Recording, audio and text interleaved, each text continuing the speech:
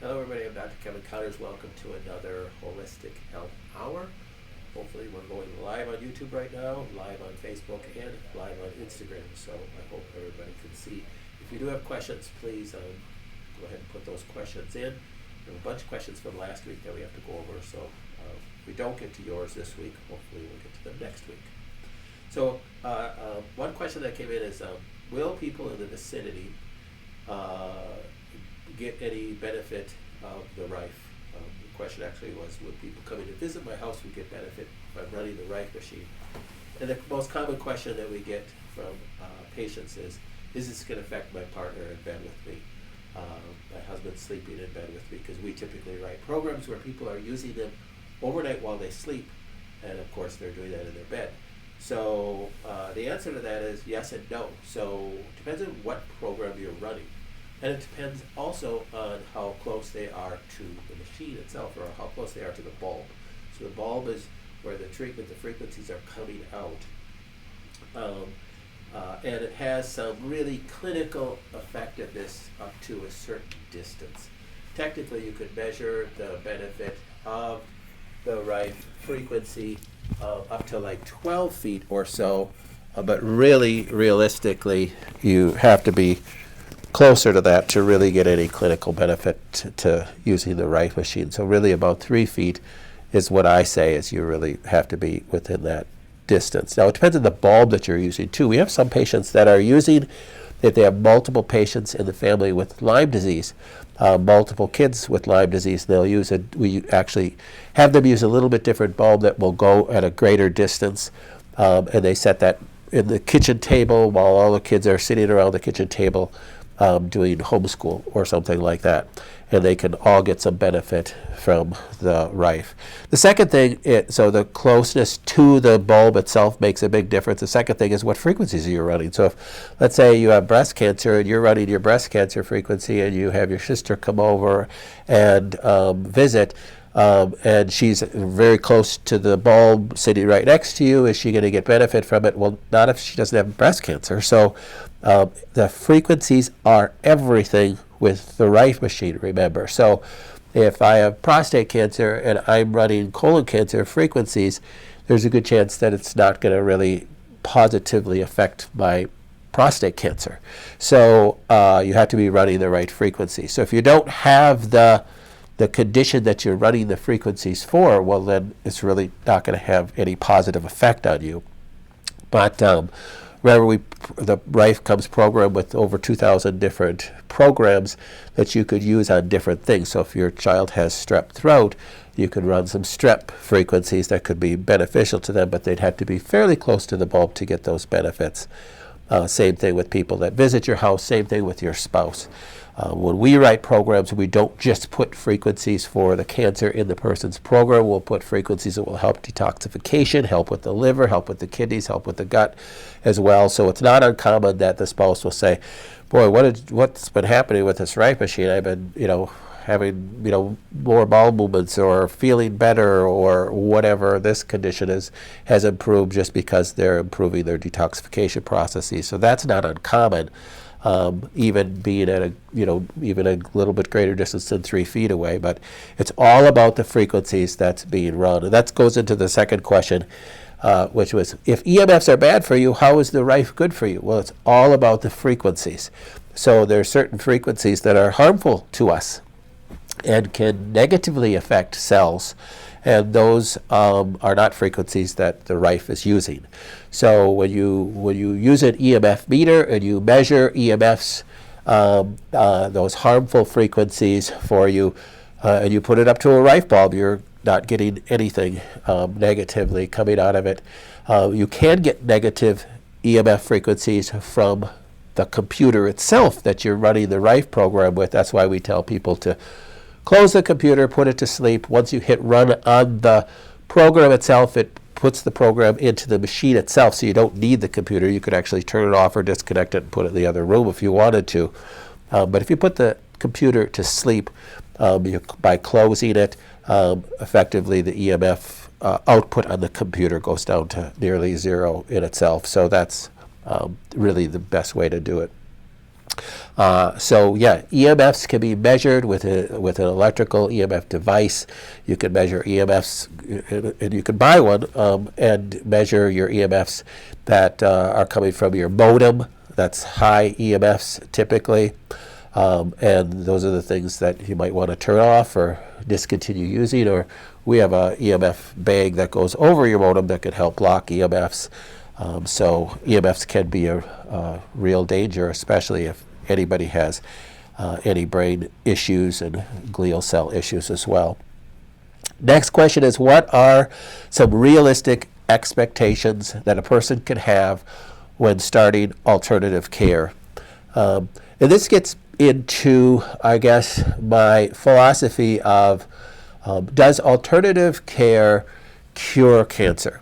And my philosophy is no. So I do believe that God can cure cancer, and you can be completely wiped out of every cancer cell, but that is an act of God. Is alternative care a cure of cancer? Well, first of all, we can't legally talk about a cure at all, because we're not legally treating cancer. But in reality, I don't think so anyhow. I don't think anybody is ever cured of cancer short of God intervening. Even through the medical profession, and they will say, oh, you're cured, you're completely cancer-free because your PET scan is completely clean and so you have no cancer cells. Well, honestly, that's not even true. So a PET scan is not going to pick up cancer cells. It's not going to light up at all unless you have at least 2 to 3 billion cells in a specific mass that it will show positive with the PET scan. Same thing with a CT scan. So just because I have a clean CT scan, just because I have a clean PET scan, does not mean I don't have any cancer cells in me. And the truth is that we probably all have cancer cells in us at any given time, and our body is knocking them down, our immune system is killing them off, and therefore I may not ever get a diagnosis of cancer because my immune system is scavenging, and I have, your immune cells is looking for, pathogens and looking for cells that look abnormal, and they scavenge and destroy those cells.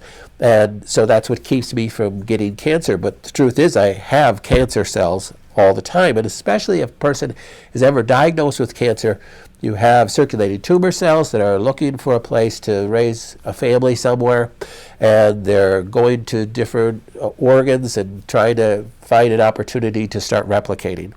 And even when it starts replicating, your immune system can scavenge that and kill that. So are we ever cured of cancer? Well, I don't even like to talk that way. We want to get people into remission for 30 years. That would be great. So that's really the goal. But what are some realistic expectations when you're starting alternative care? You're trying to slow down the growth. And if we can get the replication cycle, because remember what cancer is. Cancer is really a cell that is going through rapid replication. And that's what can be dangerous. So if we can slow down that replication cycle and get it to start replicating slower, therefore that would be called your cancer's growth is slowing down. That's a real good thing.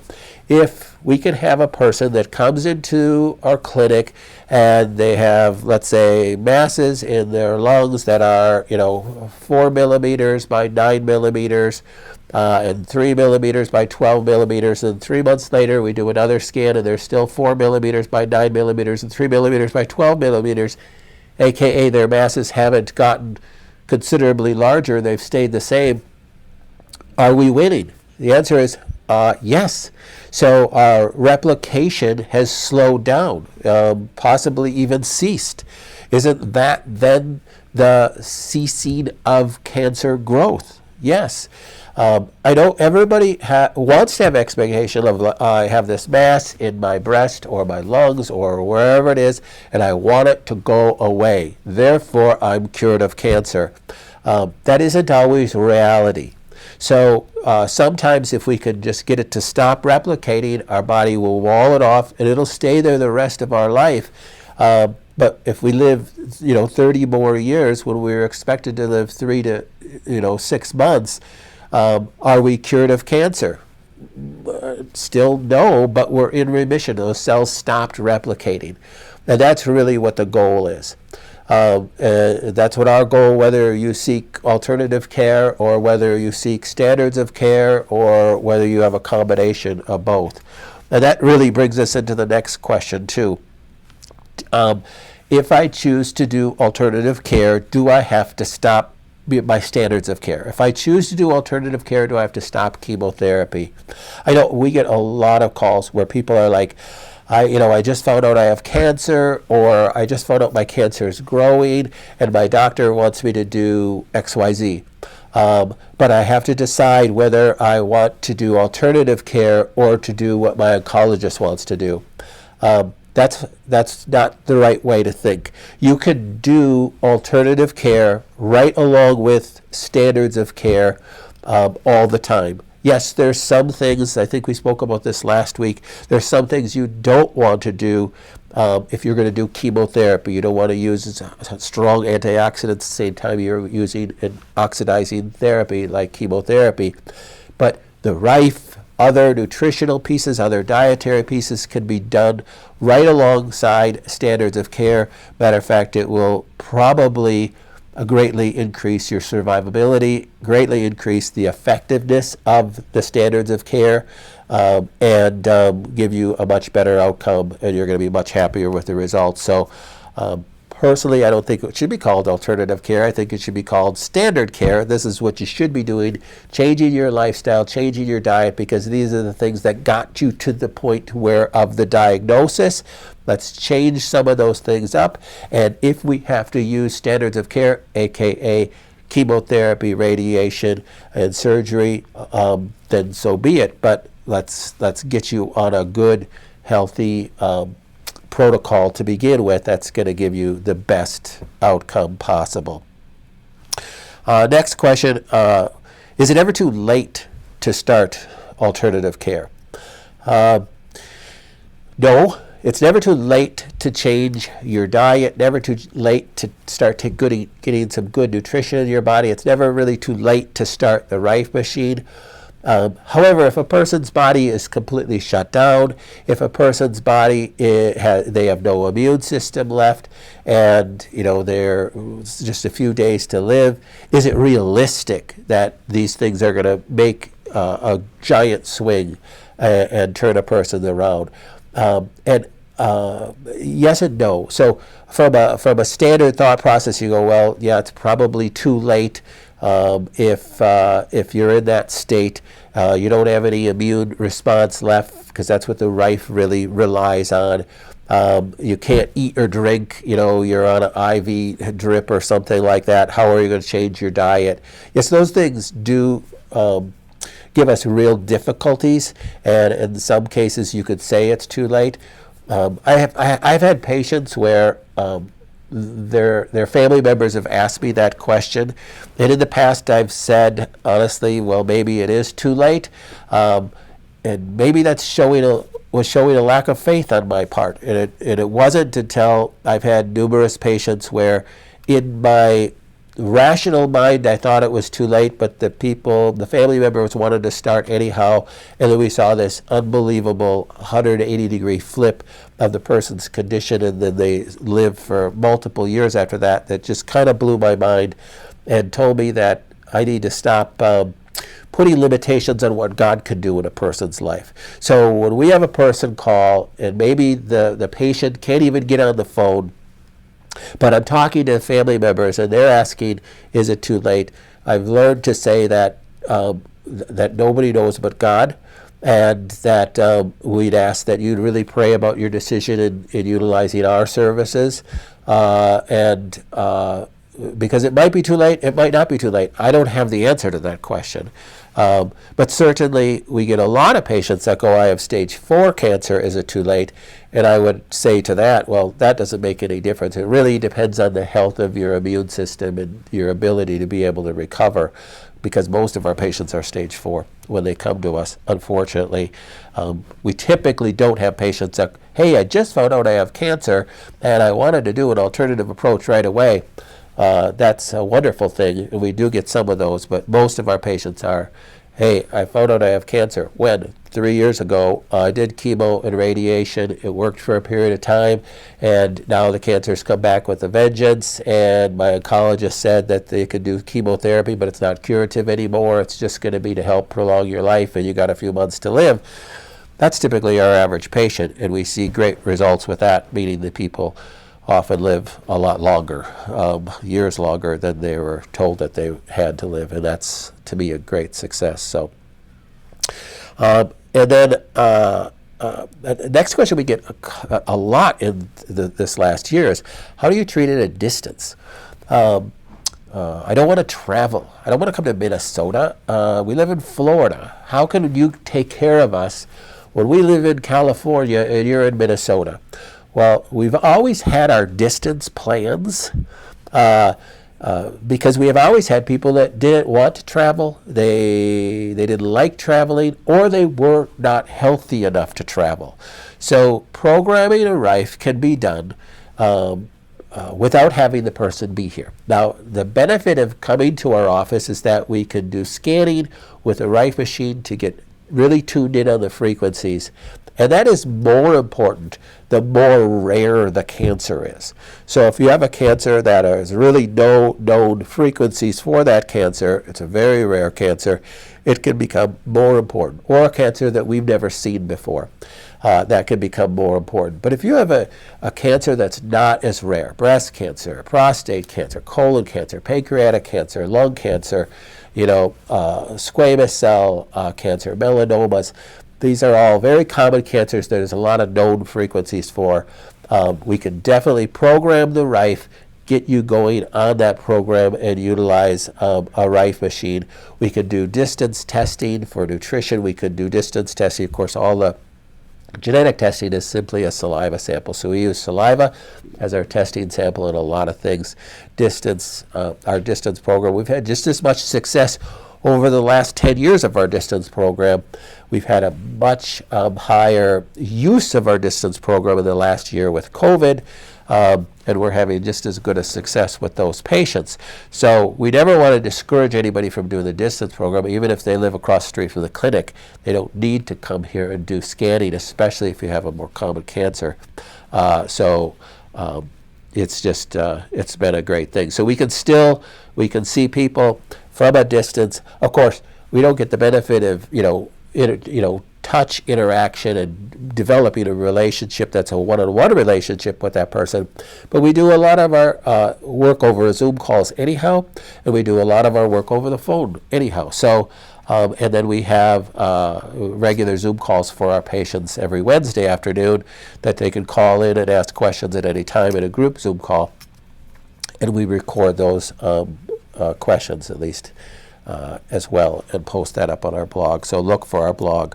I also would encourage you, if you're watching this video, to utilize our website, utilize our blog, and utilize the search option on our blog, because there's a lot of information there that you can glean, some questions that will, and a lot of videos that will help you answer some of those questions that you might have. And then the last question I want to address today is a question that we get very often, and that is, will the rife work for blank, fill in the blank, cancer? I mentioned earlier that that doing the distance program, if you have a relatively common cancer, is very easy to do, and I have a lot of confidence in it. But I do want to caution you to think that because of, unfortunately, what people have been told commonly, that their cancer is rare. I cannot tell you, it's at least several times a week that we get a call saying, I have this cancer and my doctor said it's very rare, and I need to do chemo right away. And I'm not saying that they should or should not do chemo, but many times they list a cancer that is not very rare. So there's a lot of different types of cancer out there. And people think that the rife is going to work better on one type of cancer than it is on another type of cancer. And that is really not true. And We've had patients that have called and they have a type of cancer that hasn't yet been identified, even with multiple biopsies. They haven't identified the primary organ of the cancer because the biopsy they just can't detect the cells. How do you program the rife for that? So there's ways to test for that. There's ways to utilize the rife using standard cancer programs that can be still extremely beneficial for those patients. And we have multiple patients that are in that category that are doing phenomenal that have yet to have their type of cancer identified. And the reason why they didn't go any further because they didn't do standards of care. So there could be a lot of success with that. So the type of cancer that you have is less important than digging into those four pillars that we dig into when we look at a person's cancer. So is the person having triple negative breast cancer more at risk than a person having ER positive cancer? Well, from standards of care, meaning from your oncologist's point of view, they say yes. And the reason why triple negative is a much more aggressive cancer from an oncologist's point of view is really because a whole class of drugs, meaning the estrogen blocking drugs, are not available now for that cancer. They only have, let's say their number of drugs that they could use on breast cancer was this big, and now because you have triple negative breast cancer, now the number of drugs that we could use is this big, so it's a much more dangerous cancer.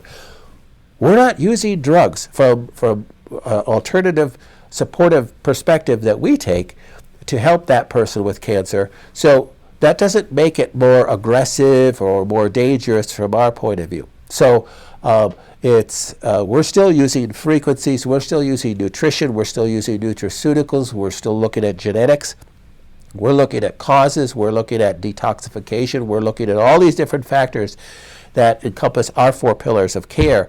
It's not so much the type of cancer that we're concerned with.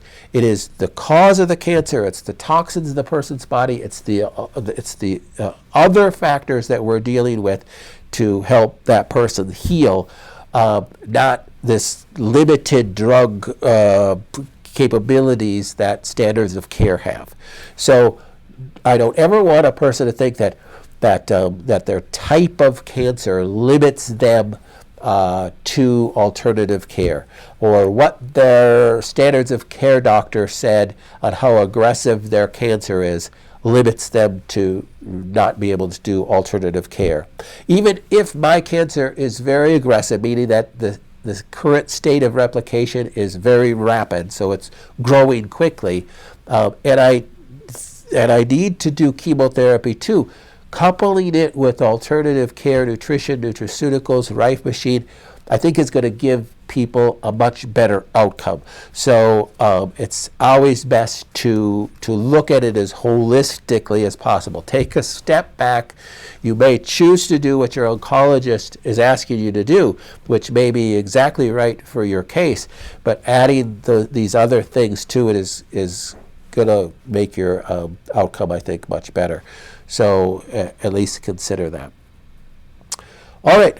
Well, thank you very much for another Holistic Health Hour. Make sure you get your questions in, and we'll get those answered on our next week. And enjoy your day.